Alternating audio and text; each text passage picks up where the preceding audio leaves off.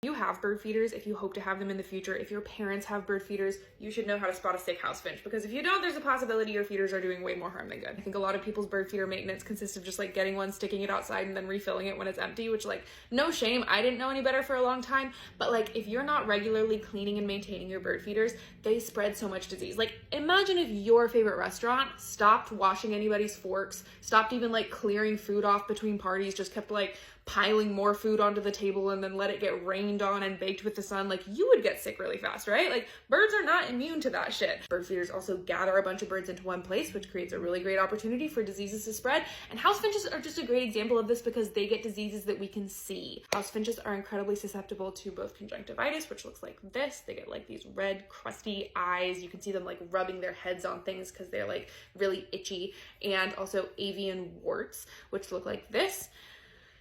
Both very gross and incredibly contagious. House finches I'm seeing right now in my neighborhood have conjunctivitis.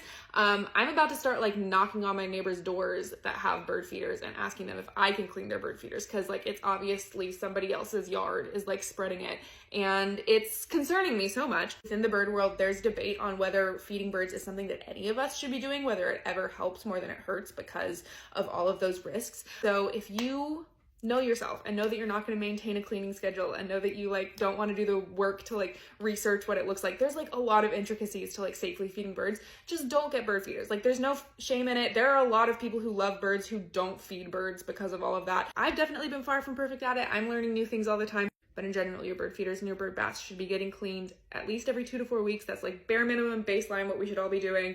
If you see a sick bird, take down your feeders, throw away whatever was in them, clean them, and then leave them down for a couple days. Birds are up against so much right now. There are so many threats to their existence that are just like tearing through their numbers. I cry about it all the time.